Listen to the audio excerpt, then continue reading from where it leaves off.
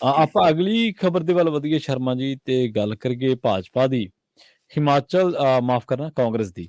ਹਿਮਾਚਲ ਦੇ ਵਿੱਚ ਸੀਐਮ ਦੀ ਕੁਰਸੀ ਦੇ ਲਈ ਕਾਂਗਰਸੀਆਂ ਦੇ ਵਿੱਚ ਰੱਸਾਕਸ਼ੀ ਹੈ।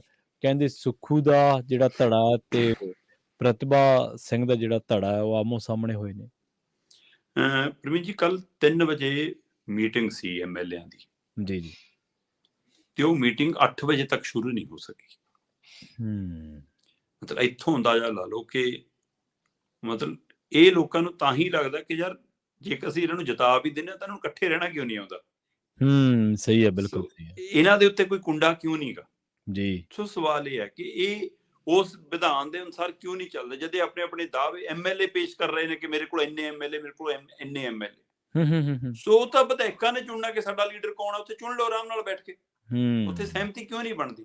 ਸੋ ਇਹਦੇ ਨਾਲ ਪਾਰਟੀ ਦਾ ਜਿਹੜਾ ਮਾੜਾ ਮੋਟਾ ਰਸੂਖ ਬਣ ਲੱਗਦਾ ਉਹ ਫਿਰ ਗਵਾ ਲੈਂਦੇ ਨੇ ਜੀ। ਹੁਣ ਇੱਕ ਦਿਨ ਚ ਸ਼ਾਇਦ ਹਿਮਾਚਲੀ ਕਈ ਸੋਚਣ ਲੱਗ ਗਏ ਹੋਣਗੇ ਯਾਰ ਕਿਤੇ ਪੰਗਾ ਤਾਂ ਨਹੀਂ ਲੈ ਲਿਆ ਇਹਨਾਂ ਨੂੰ ਜਿਤਾ ਕੇ। ਸੋ ਕੱਲ ਨੂੰ ਫੇਰ ਇਹਨਾਂ ਚੋਂ ਪਤਾ ਨਹੀਂ ਜਿਹੜਾ ਮੁੱਖ ਮੰਤਰੀ ਨਾ ਬਣਿਆ ਹੁਣ 6 ਦਾਅਵੇਦਾਰ ਨੇ ਪ੍ਰਵੀਨ ਜੀ। ਕਾਂਗਰਸ ਪਾਰਟੀ ਦੇ ਅੰਦਰ ਹਿਮਾਚਲ ਦੇ ਅੰਦਰ 40 ਚੋਂ 6 ਬੰਦੇ ਮੁੱਖ ਮੰਤਰੀ ਦਾਅਵੇਦਾਰ ਨੇ ਤੇ ਉਹਨਾਂ ਦੀ 6 ਦੀ ਆਪਸੀ ਖਿੱਚੋਤਾਣ ਦੇ ਵਿੱਚੋਂ 3 ਹੋਰ ਸੋਚ ਰਹੇ ਨੇ ਕਿ ਜੇਕਰ ਇਹਨਾਂ ਦੀ ਖਿੱਚੋਤਾਣ ਹੋਊਗੀ ਸ਼ਾਇਦ ਸਾਡੇ 3 ਚੋਂ ਕਿਸ ਦਾ ਨੰਬਰ ਲੱਗ ਜਾਵੇ ਤੇ 9 ਜਣੇ ਹੋ ਗਏ।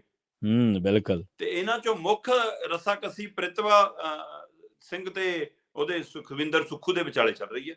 ਠੀਕ ਹੈ। ਪ੍ਰਿਤਭਾ ਸਿੰਘ ਕਹਿੰਦੀ ਕਿ ਤੁਸੀਂ ਜਿੱਤੇ ਵੀਰ ਭੱਦਰ ਦੇ ਨਾਂ ਤੇ ਹੋ। ਤੁਸੀਂ ਤਾਂ ਕਹਿੰਦੀ ਵੀਰ ਭੱਦਰ ਵਾਲਾ ਪੱਤਾ ਖੇਡਿਆ, ਤੁਸੀਂ ਤਾਂ ਉਹਦੇ ਵਿਕਾਸ ਕੰਮ ਗਣਾਏ, ਉਹਨਾਂ ਦਾ ਲੰਮਾ ਸੇਵਾ ਗਣਾਈ, ਸਾਰਾ ਕੁਝ ਗਣਾਈ, ਤੁਸੀਂ ਤਾਂ ਜਿੱਤੇ ਹੋ ਤੇ ਦਾਅਵਾ ਤਾਂ ਮੇਰਾ ਬਣਦਾ। ਸੁੱਖੂ ਕਹਿੰਦਾ ਜੀ ਮੈਂ ਤਾਂ ਕੋਈ ਦਾਅਵਾ ਹੀ ਨਹੀਂ ਪੇਸ਼ ਕੀਤਾ, ਮੈਂ ਤਾਂ ਜੀ ਪਾਰਟੀ ਦਾ ਵਰਕਰ ਹਾਂ, ਬਸ ਮੈਂ ਤਾਂ ਇੰਨੀ ਬੇਨਤੀ ਕਰਦਾ ਕਿ ਜਿਹੜੇ ਐਮਐਲਏ ਨੇ ਜੀ ਉਹਨਾਂ ਚੋਂ ਹੀ ਚੁਣਿਓ ਜੀ। ਤੁਹਾਨੂੰ ਪਤਾ ਕਿ ਬੀਬੀ ਐਮਐਲਏ ਤਾਂ ਹੈ ਨਹੀਂ, ਸੋ ਇਸ ਲਈ ਬੀਬੀ ਐਮਪੀ ਹੈ ਤੇ ਪਾਰਟੀ ਦੀ ਅਗਵਾਈ ਕਰ ਰਹੀ ਹੈ, ਉਸ ਨਾਤੇ ਉਹ ਦਾਅਵਾ ਪੇਸ਼ ਕਰਦੇ ਵੀਰ ਭੱਦਰ। ਤੇ ਹੁਣ ਇੱਧਰ ਕਾਂਗਰਸ ਮੂਹਰੇ ਦੁਵਿਧਾ ਜੀ, ਪਰ ਤੁਸੀਂ ਉਹ ਦੁਵਿਧਾ ਦਾ ਸਿਖਰ ਦੇਖੋ ਜਾਂ ਇਹਨੂੰ ਇੱਕ ਵੱਡੀ ਨਲਾਇਕੀ ਮੈਂ ਮੰਨਾਂ ਕਿ ਉੱਥੇ ਰਾਜੀਵ ਸ਼ੁਕਲਾ ਇੰਚਾਰਜ ਨੇ ਜੀ ਤੇ ਉਹਨਾਂ ਨਾਲ ਮਤਲਬ ਕਿ ਉਹਨਾਂ ਦੇ ਇਸ ਮਸਲੇ ਨੂੰ ਹੱਲ ਕਰਨ ਦੇ ਲਈ 2 ਵੱਡੇ ਲੀਡਰ ਭੇਜੇ ਗਏ ਨੇ, ਛੱਤੀਸਗੜ੍ਹ ਦੇ ਮੁੱਖ ਮੰਤਰੀ ਬਘੇਲ ਸਿੰਘ ਹੋਰੀ ਤੇ ਇੱਧਰ ਹਰਿਆਣਾ ਦੇ ਸਾਬਕਾ ਮੁੱਖ ਮੰਤਰੀ ਭੁਪਿੰਦਰ ਸਿੰਘ ਹੁੱਡਾ ਹੋਰੀ। ਤੇ ਤਿੰਨੇ ਜਣੇ ਜਾ ਕੇ ਕਹਿੰਦੇ ਰਾਜਪਾਲ ਕੋਲ ਦਾਅਵਾ ਪੇਸ਼ ਕਰਿਆ ਕਿ ਅਸੀਂ ਹਿਮਾਚਲ 'ਚ ਸਰਕਾਰ ਬਣਾਉਣੀ ਹੈ ਜੀ।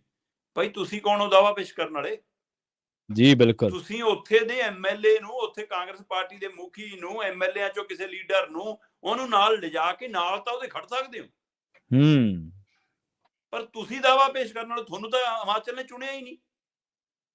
ਬਿਲਕੁਲ ਸਹੀ। ਐਮਐਲਏ ਨੂੰ ਪਤਾ ਹੀ ਨਹੀਂ ਤੇ ਉਹ ਦਾਅਵਾ ਪੇਸ਼ ਕਰੇ ਤੇ 3 ਵਜੇ ਮੀਟਿੰਗ ਬੁਲਾ ਲਈ ਕਿ ਹੁਣ ਅਸੀਂ ਉਹ ਤੋਂ ਬਾਅਦ ਚੋਂ ਫੈਸਲਾ ਕਰਨਾ ਜੀ ਕਿ ਐਮਐਲਏ ਦਾ ਲੀਡਰ ਕੌਣ ਹੋਊਗਾ, ਜਿਹੜਾ ਐਮਐਲਏ ਦਾ ਮੁਖੀ ਬਣੂਗਾ ਉਹਦਾ ਨਾਂ ਅਸੀਂ ਪੇਸ਼ ਕਰ ਦਾਂਗੇ। ਹੁਣ ਨਾਮ ਇਕੱਠੇ ਕਰ ਲਏ, ਉਹ 6 ਨਾਮ ਪ੍ਰਮੁੱਖ ਦਾਅਵੇਦਾਰ ਨੇ, 3 ਉਹਨਾਂ ਦੀ ਆਰਚ ਬਣਨ ਨੂੰ ਫਿਰਦੇ ਨੇ, 9 ਨਾਂ ਉਹ ਨੇ ਤੇ ਉਹਨਾਂ ਚੋਂ ਮੁੱਖ ਨਾਂ ਉੱਪਰ 2 ਲਿਖ ਲਏ ਕਿ ਦੋਵਾਂ ਦੇ ਵਿੱਚ ਇਹ ਜ਼ਿਆਦਾ ਟਾਈ ਹੈ ਜੀ। ਉਹ ਨਾਂ ਲੈ ਕੇ ਹੁਣ ਦਿੱਲੀ ਜਾ ਰਹੇ ਨੇ ਤੇ ਦਿੱਲੀ ਜਾ ਕੇ ਫੈਸਲਾ ਆਊਗਾ। ਸੋ ਜਾਨੂੰ ਇੱਥੇ ਪਤਾ ਨਹੀਂ ਕਿ ਕਿਹੜੇ ਧੜੇ ਨਾਲ ਬੀਜੇਪੀ ਸੰਪਰਕ ਕਰ ਲਵੇ ਕਿ ਆਜੋ ਭਾਈ, ਜੇ ਤੁਹਾਡਾ ਰਾਂਝਾ ਨਹੀਂ ਰਾਜੀ ਨੂੰ ਤਾਂ ਅਸੀਂ ਬਣਾ ਦਿੰਦੇ ਹਾਂ ਮੁੱਖ ਮੰਤਰੀ। ਸੋ 2/3 ਤੋੜਨੇ ਆ ਅਗਲੇ 2/3 ਤੋੜਨੇ, ਉਹਨਾਂ ਲਈ ਕੀ ਔਖੇ ਨੇ ਜਗ੍ਹਾ ਨੂੰ ਤੋੜਨ ਤੇ ਆ ਗਏ।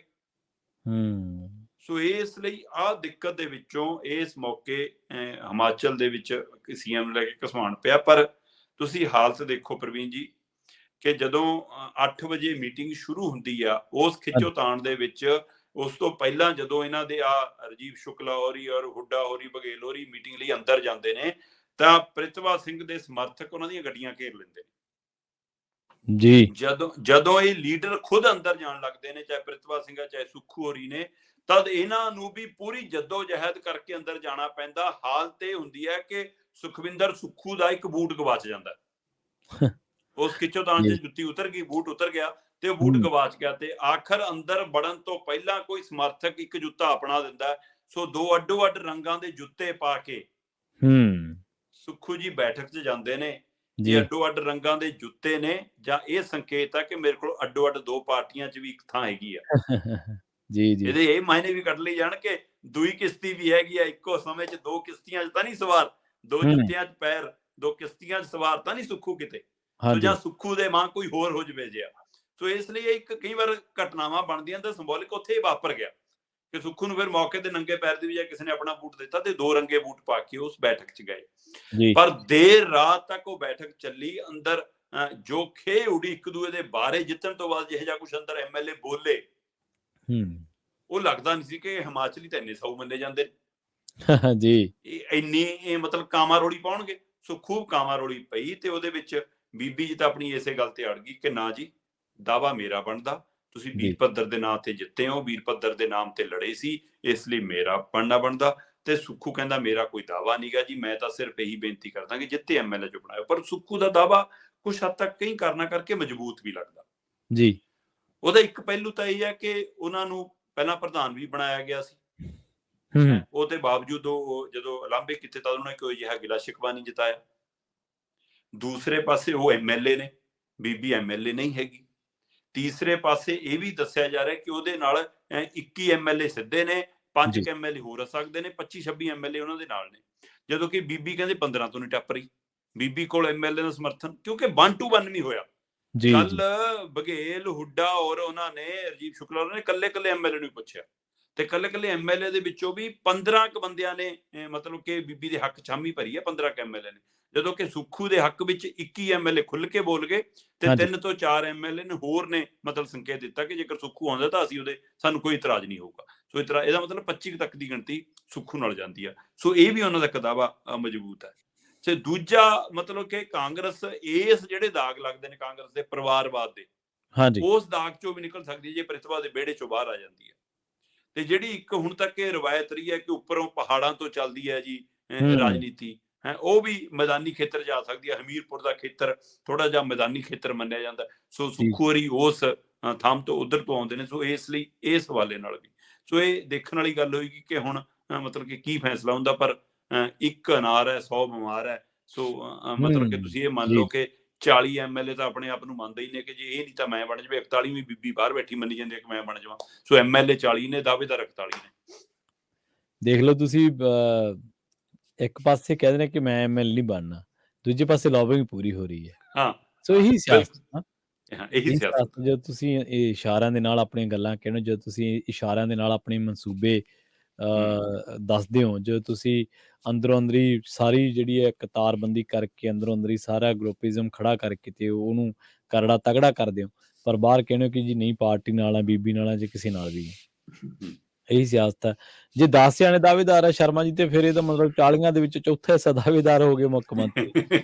ਫਿਰ ਕਹਿੰਦੇ ਸਾਡੇ ਆਪਰੇਸ਼ਨ ਲੋਟਸ ਹੋ ਗਿਆ। ਨਹੀਂ ਪ੍ਰਵੀਨ ਜੀ, ਇਹ ਦਾਵਾ ਥੋੜਾ ਜਿਹਾ ਇਸ ਲਈ ਵੀ ਕੀਤਾ ਜਾਂਦਾ ਹੁੰਦਾ ਹੈ ਕਿ ਜੇ ਮੈਂ ਮੁੱਖ ਮੰਤਰੀ ਦਾ ਦਾਵਾ ਕਰੂੰਗਾ ਤਾਂ ਸ਼ਾਇਦ ਮੈਨੂੰ ਮੰਤਰਾਲਾ ਜ਼ਰੂਰ ਮਿਲ ਜੂਗਾ। ਜ਼ਰੂਰ ਮਿਲ ਸਕਦਾ। ਉਹ ਕਹਿੰਦਾ ਕਿ ਮੁੰਡੇ ਨੂੰ ਪਿਓ ਨੇ ਸਿਖਾਤਾ ਕਿ ਕਾਕਾ ਤੈਨੂੰ ਦੇਖਣ ਵਾਲੇ ਆ ਰਹੇ ਨੇ, ਇਸ ਲਈ ਜੇ ਵੱਧ ਚੀਜ਼ਾਂ ਮੰਗੇਗਾ ਤਾਂ ਤੈਨੂੰ ਕੋਈ ਠੀਕ ਠਾਕ ਚੀਜ਼ ਮਿਲੂ। ਕਹਿੰਦਾ ਮਤਲਬ ਪਾਪੇ, ਕਹਿੰਦਾ ਜੇ ਕਾਰ ਮੰਗੇਗਾ ਪੁੱਤ ਤਾਂ ਮੋਟਰਸਾਈਕਲ ਮਿਲੂਗਾ, ਜੇ ਏਸੀ ਮੰਗੇਗਾ ਤਾਂ ਕਹਿੰਦਾ ਤੈਨੂੰ ਕੂਲਰ ਕਾਲਰ ਦੇਣਗੇ। ਸੋ ਇਸ ਲਈ ਤੂੰ ਵੱਡੀਆਂ ਚੀਜ਼ਾਂ ਮੰਗੀ। ਉਹ ਕਹਿੰਦਾ ਠੀਕ ਹੈ ਜੀ। ਫਿਰ ਕਹਿੰਦਾ ਮੈਂ ਸੱਸ ਮੰਗ ਲਵਾਂ, ਫਿਰ ਤਾਂ ਬਹੂ ਦੇ ਹੀ ਦੇਣਗੇ।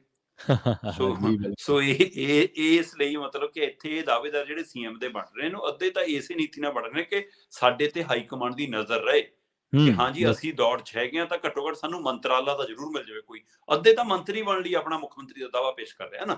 ਸੋ ਇਹ ਵੀ ਇੱਕ ਪਹਿਲੂ ਹੈਗਾ ਜੀ। ਬਿਲਕੁਲ, ਇੱਕ ਪਾਸੇ ਭਾਰਤ ਜੋੜੋ ਤੇ ਇੱਕ ਪਾਸੇ ਹਿਮਾਚਲ ਦੇ ਵਿੱਚ ਇੱਕ ਦੂਜੇ ਨੂੰ ਤੋੜੋ ਹੋ ਰਹੀ ਹੈ। ਰਾਹੁਲ ਗਾਂਧੀ ਭਾਰਤ ਜੋੜੋ ਤੇ ਨੇ। ਖੈਰ, ਆਪਾਂ ਅਗਲੀ ਖਬਰ ਦੇ ਵੱਲ ਉਹਦੀ ਸ਼ਰਮਾ ਜੀ ਤੇ ਗੱਲ ਕਰੀਏ। ਦਿੱਲੀ ਦੇ ਵਿੱਚ ਆਮ ਆਦਮੀ ਪਾਰਟੀ ਦਾ ਮੇਅਰ ਆ, ਹੁਣ ਉਹਨਾਂ ਨੇ ਚੋਣ ਜਿੱਤ ਲਈ, ਬਣਨਾ ਬਣਨਾ ਹਾਲੇ, ਹਾਂਜੀ ਚੋਣ ਜਿੱਤ ਲਈ ਹੈ। ਪਰ ਆਪ ਦਾ ਜਿਹੜਾ ਹੈ ਉਹ ਅੰਦਰ ਪਾਲਾ ਉਹਨਾਂ ਨੂੰ ਪਤਾ ਨਹੀਂ ਕਿਹੜਾ ਮਾਰੀ ਜਾਂਦਾ, ਡਰੇ ਪਏ ਆ ਉਹ। ਪ੍ਰਵੀਨ ਜੀ, ਜਿੱਦਣ ਨਤੀਜੇ ਆਏ ਨਾ ਮਤਲਬ ਦਿੱਲੀ ਨਗਰ ਨਿਗਮ ਦੇ, ਤੇ ਉਦਣ ਸਾਫ਼ ਹੋ ਗਿਆ ਕਿ ਭਾਜਪਾ ਤਾਂ 100 ਦੇ ਗੇੜ 'ਚ ਫਸ ਕੇ ਰਹੇਗੀ, 104 ਸੀਟਾਂ ਤੇ ਰੁਕੀ ਤੇ ਇਹ 200 ਤੋਂ ਕਿਤੇ ਪਾਰ ਚਲੇ ਗਏ ਤੇ ਬਹੁਮਤ, ਸਪਸ਼ਟ ਬਹੁਮਤ ਆਮ ਆਦਮੀ ਪਾਰਟੀ ਦੇ ਹਿੱਸੇ ਆ ਗਿਆ ਕਿ ਹੁਣ ਇਹਨਾਂ ਨੂੰ ਕੋਈ ਰੋਕ ਨਹੀਂ ਸਕਦਾ। ਪਰ ਉਸੇ ਦਿਨ ਬੀਜੇਪੀ ਦੇ ਕੁਝ ਲੀਡਰਾਂ ਨੇ, ਖਾਸ ਕਰ ਵੱਡੇ ਲੀਡਰਾਂ ਨੇ ਸੰਕੇਤ ਦਿੱਤੇ ਸੀ ਕੋਈ ਗੱਲ ਨਹੀਂ ਕਿ ਚੋਣ ਜਿੱਤੇ ਨੇ, ਮੇਅਰ ਤਾਂ ਅਸੀਂ ਬਣਾਉਣਾ ਹਲੇ। ਉਹਦੇ ਸੰਕੇਤ ਦਿੱਤੇ ਸੀ ਕਿ ਮੇਅਰ ਸਾਡਾ ਵੀ ਹੋ ਸਕਦਾ ਜੀ। ਉਸ ਦਿਨ ਤੋਂ ਆਮ ਆਦਮੀ ਪਾਰਟੀ ਡਰੀ ਸੀ ਕਿਉਂਕਿ ਉਹਦੇ ਨਾਲ ਚੰਡੀਗੜ੍ਹ 'ਚ ਖੇਲਾ ਹੋ ਚੁੱਕਿਆ। ਚੰਡੀਗੜ੍ਹ 'ਚ ਐਮਸੀ ਵੱਧ ਆਮ ਆਦਮੀ ਪਾਰਟੀ ਦੇ ਨੇ ਪਰ ਮੇਅਰ ਭਾਜਪਾ ਦਾ। ਬਿਲਕੁਲ ਸਹੀ ਹੈ। ਤੇ ਇਹੀ ਡਰ ਉਹਨਾਂ ਨੂੰ ਉੱਥੇ ਸਤਾਉਂਦਾ। ਹੁਣ ਬੀਜੇਪੀ ਦੇ ਜਿਹੜੇ ਉੱਥੇ ਦੇ, ਭਾਜਪਾ ਦੇ ਜਿਹੜੇ ਉੱਥੇ ਦੇ ਸੂਬਾ ਮੁਖੀ ਕਹਿ ਲਓ ਤੁਸੀਂ, ਦਿੱਲੀ ਦੇ ਪ੍ਰਧਾਨ ਕਹਿ ਲਓ ਜਿਹੜੇ, ਉਹਨਾਂ ਨੇ ਸੰਕੇਤ ਦਿੱਤੇ ਨੇ ਕਿ ਨਹੀਂ ਜੀ ਅਸੀਂ ਆਪਣਾ ਮੇਅਰ ਨਹੀਂ ਬਣਾਵਾਂਗੇ। ਉਹਨਾਂ ਨੇ ਸਪਸ਼ਟ ਕਿਹਾ ਕਿ ਆਮ ਆਦਮੀ ਪਾਰਟੀ ਜਿੱਤੀ ਆ, ਆਮ ਆਦਮੀ ਪਾਰਟੀ ਆਪਣਾ ਮੇਅਰ ਬਣਾਵੇ, ਅਸੀਂ ਵਿਰੋਧੀ ਧਿਰ ਦੀ ਭੂਮਿਕਾ 'ਚ ਰਹਾਂਗੇ, ਮਜ਼ਬੂਤ ਵਿਰੋਧੀ ਧਿਰ ਵਜੋਂ ਕੰਮ ਕਰਾਂਗੇ, ਉਹਨਾਂ ਦੀਆਂ ਨਲਾਇਕੀਆਂ ਹੋਣਗੀਆਂ ਤਾਂ ਉਜਾਗਰ ਕਰਾਂਗੇ, ਚੰਗਾ ਕਰਨਗੇ ਤਾਂ ਸ਼ਾਬਾਸ਼ ਦੇਵਾਂਗੇ। ਸੋ ਇਹ ਦੇਖ ਕੇ ਉਹਨਾਂ ਨੇ ਇਹ ਕਹਿਣ ਦਾ ਸੰਕੇਤ ਕੀਤਾ ਕਿ ਅਸੀਂ ਭੰਨਤੋੜ ਨਹੀਂ ਕਰ ਰਹੇ। ਜੀ ਪਰ ਉਹਦੇ ਬਾਵਜੂਦ ਵੀ ਆਮ ਆਦਮੀ ਪਾਰਟੀ ਨੂੰ ਡਰ ਸਤਾ ਰਿਹਾ। ਉਹਦਾ ਡਰ ਦਾ ਕਾਰਨ, ਇੱਕ ਤਾਂ ਆਪਾਂ ਗੱਲ ਕਰ ਰਹੇ ਹਾਂ ਚੰਡੀਗੜ੍ਹ ਵਾਲਾ ਪਹਿਲੂ, ਦੂਜਾ ਪ੍ਰਵੀਨ ਜੀ ਇਹਦੇ ਵਿੱਚ ਅਜੇ ਉਪ ਰਾਜਪਾਲ ਦੀ ਭੂਮਿਕਾ ਬਹੁਤ ਵੱਡੀ ਪਈ ਹੈ। ਅਜੇ ਜੀ ਇਹਦੇ ਵਿੱਚ ਦਿੱਲੀ ਦੇ ਐਮਪੀਆਂ ਦੀ ਭੂਮਿਕਾ ਬਹੁਤ ਵੱਡੀ ਪਈ ਹੈ। 7 ਲੋਕ ਸਭਾ ਮੈਂਬਰ ਨੇ ਦਿੱਲੀ ਦੇ, 3 ਰਾਜ ਸਭਾ ਮੈਂਬਰ ਨੇ, 10 ਮੈਂਬਰ ਆਉਂਦੇ ਨੇ। ਜੇਕਰ ਮੈਂ ਲੋਕ ਸਭਾ ਦੇ ਮੈਂਬਰਾਂ ਦੇ ਹਵਾਲੇ ਨਾਲ ਗੱਲ ਕਰਾਂ, 7 ਦੇ 7 ਫਿਰ ਬੀਜੇਪੀ ਦੇ ਨੇ, ਉਹਨਾਂ 7 ਦੀ ਵੋਟ ਹੈ, ਤੇ ਉਹ ਵੋਟ ਫਿਰ 104 'ਚ ਜੁੜੇਗੀ ਨਾ। ਹਾਂ ਬਿਲਕੁਲ। ਉਹ ਆਪ ਵਾਲੇ ਖਾਤੇ ਤਾਂ ਜਾਏਗੀ ਨਹੀਂ, ਉਹ ਬੀਜੇਪੀ ਵਾਲੇ ਖਾਤੇ ਜਾਏਗੀ।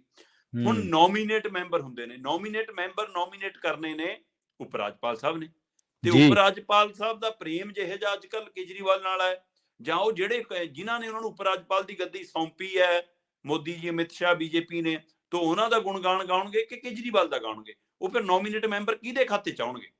ਉਹ ਬੀਜੇਪੀ ਦੇ ਖਾਤੇ ਚ ਆਉਣਗੇ। ਪਰ ਉਹ ਸਾਰਾ ਕੁਝ ਮਿਲਾ ਕੇ ਵੀ ਆਪ ਦਾ ਗਿਣਤੀ ਵੱਧ ਹੈ, ਤੇ ਪਰ ਤਾਂ ਵੀ ਆਪ ਨੂੰ ਡਰ ਲੱਗਦਾ ਹੈ। ਕਾਰਨ 5 ਮੇਅਰ ਬਣਨੇ ਆ, ਹਰ ਸਾਲ ਮੇਅਰ ਦੀ ਚੋਣ ਹੁੰਦੀ ਹੈ।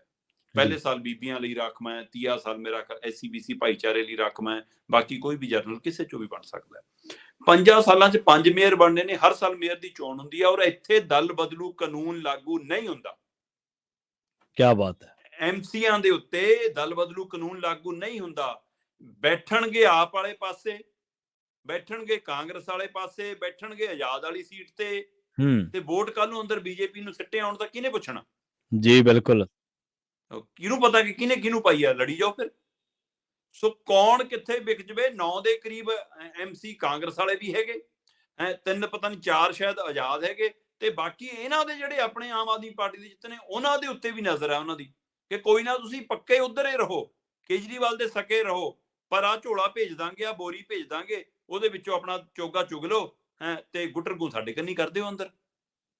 ਸੋ ਇਹ ਡਰ ਲੱਗਦਾ ਜਦੋਂ ਕਿ ਬੀਜੇਪੀ ਨੇ ਕਹਿਤਾ ਕਿ ਇਸ ਮੌਕੇ ਅਸੀਂ, ਸ਼ਾਇਦ ਬੀਜੇਪੀ ਨੂੰ ਇਹ ਸਮਝ ਆ ਗਈ ਕਿ ਜੇਕਰ ਅਸੀਂ ਜ਼ਿਆਦਾ ਹੀ ਹੁਣ ਭੰਨਤੋੜ ਕਰੀਏ ਤਾਂ 24 'ਚ ਸਾਨੂੰ ਨੁਕਸਾਨ ਹੋ ਸਕਦਾ ਹੈ। ਇਸ ਲਈ ਹੁਣ ਅਸੀਂ ਕੋਈ ਥਾਵਾਂ ਤੇ ਵਿਰੋਧੀ ਧਿਰ ਵਜੋਂ ਨਲਾਇਕੀਆਂ ਉਜਾਗਰ ਕਰਨ ਲਈ ਕੰਮ ਕਰ ਲਈਏ ਤਾਂ ਕਿ ਲੋਕ ਸਾਡੇ ਤੇ ਭਰੋਸਾ ਕਰ ਸਕਣ। ਹੁਣ ਸ਼ਾਇਦ ਉਹਨਾਂ ਨੇ ਗੇਮ ਦਾ ਤਰੀਕਾ ਬਦਲਿਆ, ਇਸੇ ਲਈ ਉਹ ਹਿਮਾਚਲ ਦੇ ਵਿੱਚ ਵੀ ਕੋਈ ਜਿਹੀ ਭੰਨਤੋੜ ਕਰਦੇ ਨਜ਼ਰ ਨਹੀਂ ਆਏ, ਜਾਂ ਨਤੀਜੇ ਟਾਈਮ ਸਿਰ ਆਉਂਦੇ ਨਜ਼ਰ ਆਏ। ਨਹੀਂ, ਦੇਰ ਤੱਕ ਨਤੀਜੇ ਰੋਕੇ ਜਾ ਸਕਦੇ ਸੀ, ਲਟਕਾ ਲਏ ਜਾਂਦੇ, ਸਾਨੂੰ ਅੱਗੇ ਪਤਾ ਹੈ। ਤੇ ਨਾ ਹੀ ਹੁਣ ਉਹਨਾਂ ਨੇ ਦਿੱਲੀ ਦੇ ਵਿੱਚ ਕਿਹਾ ਕਿ ਅਸੀਂ ਭਾਈ ਆਪਣਾ ਮੇਅਰ ਨਹੀਂ ਬਣਾਉਣਾ, ਮੇਅਰ ਆਮ ਆਦਮੀ ਪਾਰਟੀ ਬਣਾਵੇ। ਜਦੋਂ ਸੂਬਾ ਪ੍ਰਧਾਨ ਕਹਿ ਦੇਵੇ ਭਾਜਪਾ ਦਾ, ਉਹਦੇ ਕਹਿਣ ਤੋਂ ਬਾਅਦ ਵੀ ਜੇ ਭਰੋਸਾ ਨਹੀਂ ਆਮ ਆਦਮੀ ਪਾਰਟੀ ਨੂੰ, ਤਾਂ ਇਹਦਾ ਮਤਲਬ ਬੀਜੇਪੀ ਆਪਣਾ ਭਰੋਸਾ ਵੀ ਗਵਾ ਚੁੱਕੀ ਹੈ। ਇਹ ਵੀ ਸਮਝਣ ਵਾਲੀ ਗੱਲ ਕਿ ਲੋਕਾਂ ਨੂੰ ਭਰੋਸਾ ਨਹੀਂ ਕਿ ਕਹਿੰਦੇ ਕੀ ਨੇ ਤੇ ਕਰਦੇ ਕੀ ਨੇ, ਕੁਝ ਵੀ ਕਰ ਸਕਦੇ ਨੇ। ਪਰ ਫਿਰ ਵੀ ਆਮ ਆਦਮੀ ਪਾਰਟੀ ਦਾ ਡਰ ਹੈ ਜਿਹੜਾ, ਉਹ ਸੰਕੇਤ ਕਰਦਾ ਕਿ ਉਹਨਾਂ ਨੂੰ ਆਪਣੇ MCਆਂ ਤੇ ਵੀ ਭਰੋਸਾ ਨਹੀਂ। ਇਹ ਵੀ ਇੱਕ ਪਹਿਲੂ ਹੈ। ਸੋ ਇਹ ਦੋਵੇਂ ਪਹਿਲੂ ਨੂੰ ਧਿਆਨ 'ਚ ਰੱਖਦੇ ਹੋਏ ਅਜੇ ਮੇਅਰ ਨੂੰ ਲੈ ਕੇ ਖਿੱਚੋਤਾਣ ਜਾਰੀ ਹੈ। ਜਿਵੇਂ ਹਿਮਾਚਲ ਦੇ ਵਿੱਚ ਮੁੱਖ ਮੰਤਰੀ ਨੂੰ ਲੈ ਕੇ ਤੇ ਦਿੱਲੀ ਦੇ ਵਿੱਚ ਮੇਅਰ ਨੂੰ ਲੈ ਕੇ। ਹੁਣ ਮੇਅਰ ਦੇ ਦਾਅਵੇਦਾਰ ਵੀ ਕਈ ਉੱਭਰੇ, ਬੀਬੀਆਂ ਨੇ ਕਈ, ਤਾਂ ਉਹਦੇ ਵਿੱਚ ਵੀ ਕਿੰਨੀਆਂ ਹੀ ਦਾਅਵੇਦਾਰ ਉੱਭਰ ਰਹੀਆਂ ਕਿ ਜਿਹੜੀਆਂ ਮੇਅਰ ਬਣਨ ਲਈ ਦਾਅਵੇਦਾਰ ਨੇ। ਉੱਥੇ ਵੀ 1-2 ਨਾਮ ਅਜਿਹੇ ਉੱਭਰ ਰਹੇ ਨੇ ਜਿਹੜੇ MC ਬਣੇ ਨਹੀਂ ਗੇ, ਉਹ ਵੀ ਮੇਅਰ ਬਣਨ ਲਈ ਦਾਅਵੇਦਾਰ ਨੇ ਕਿ ਕਿਸੇ ਨੂੰ ਅਸਤੀਫਾ ਦਵਾ ਕੇ ਬਾਅਦ 'ਚੋਂ MC ਬਣਨੀ ਹੈ, ਮੈਨੂੰ ਮੇਅਰ ਬਣਾ ਦਿਓ। ਉੱਥੇ ਵੀ ਇਹੀ ਦਾਅਵੇਦਾਰੀ ਹੈ। ਸਿਰਫ ਲੈ ਦੇ ਕੇ ਗੁਜਰਾਤ ਹੈ ਇੱਕ, ਜਿੱਥੇ ਪਤਾ ਭੁਪਿੰਦਰ ਪਟੇਲ ਨੇ ਅਸਤੀਫਾ ਸੌਂਪਤਾ ਤੇ ਭੁਪਿੰਦਰ ਪਟੇਲ ਨੇ ਸਹੁੰ ਚੁੱਕ ਲੈਣੀ ਹੈ ਦੁਬਾਰਾ ਮੁੱਖ ਮੰਤਰੀ ਦੀ। ਦੂਜੇ ਹੋਰ ਤਾਂ ਕਿਤੇ ਨਹੀਂ ਪਤਾ ਕੀ ਬਣਨਾ।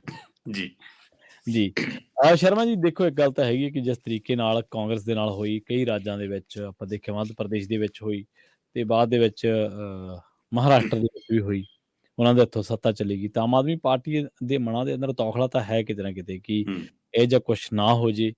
ਤੇ ਬਾਕੀ ਗੱਲ ਇਹ ਹੈ ਕਿ ਸਿਆਸਤ ਦੇ ਵਿੱਚ ਕੁਛ ਵੀ ਸਦੀਵੀ ਨਹੀਂ ਹੈ ਤੇ ਕੁਛ ਵੀ ਸਥਿਰ ਨਹੀਂ ਹੈ। ਇੱਥੇ ਚੀਜ਼ਾਂ ਬਦਲਦੀਆਂ ਰਹਿੰਦੀਆਂ ਨੇ ਲਗਾਤਾਰ।